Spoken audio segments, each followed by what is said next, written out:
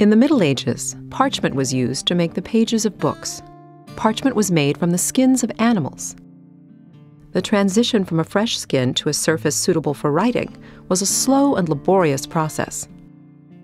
The parchment maker selected skins of sheep, goats, or calves. Skins were soaked in lime water for 3 to 10 days to loosen the animal's hair. The parchment maker then scraped away the hair and any remaining flesh. After this, the skin was soaked in fresh water to remove the lime and then stretched tightly on a frame. A special rounded knife was used to scrape the hide to the desired thickness. The process of scraping continued over the course of several days. During this time, the parchment maker continually tightened the tension on the stretching frame while the skin dried. The result was parchment, a smooth and durable material that could last over 1,000 years. Before parchment could be written on, it had to be specially prepared. First, the parchment was rubbed with pumice powder to roughen the surface, and then dusted with a sticky powder. These steps made the surface receptive to inks and colors. The whole finished skin was then cut down to the size of the pages needed for a particular book. A big manuscript was assembled from sheets almost as large as a single skin. For smaller books, the skin was cut into 2 or more pieces. The parchment sheets were folded and nested to make gatherings, usually of 16 or 20 pages. The vibrant illuminations in a medieval manuscript often overshadow the words on the page, yet the writing of the script was as important as the painting of the images.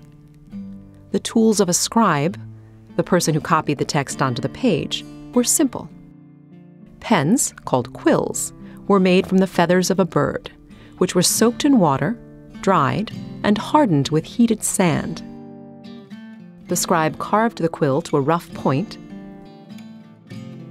cut a slit to draw ink down, then trimmed the point to the proper width. The shape of the quill point varied with the style of the lettering being copied. Scribes made ink from a variety of materials. Gallnuts, growths found on oak trees, were often used to create a dark black ink. Black ink was also made by dissolving a common carbon substance. The resulting ink was called lampblack. Before the scribe began writing, he ruled the parchment using a straight edge. Medieval scribes and their patrons prized a regular and elegant script. If a scribe made an error, he would scratch it out with a penknife. Because the page was made from parchment, which was very resilient, it could stand many erasures of this type. An illuminator decorated the pages of a manuscript using paint and precious metals. He began only after a scribe had finished copying the text.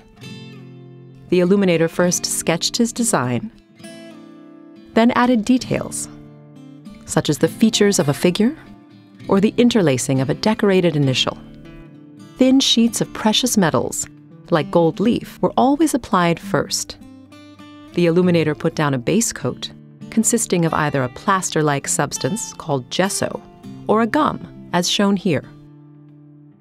Once the gum base dried, the moisture in the illuminator's breath was enough to make the small piece of gold leaf stick to the page. Then the illuminator brushed away the excess and polished the gold leaf. After applying the gold leaf, the illuminator painted his design. Each color was made from a vegetable dye or a mineral substance ground up and dissolved in liquid. The illuminator applied the paler shades first, then the darker tones.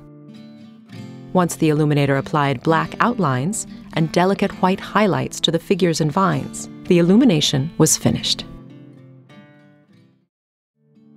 After the scribes and illuminators had finished writing and decorating the parchment pages, the manuscript was bound.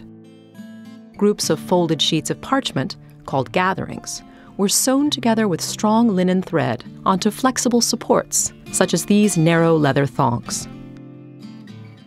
Next, the binder attached end bands, which secured the top and bottom ends of the pages in the spine of the book.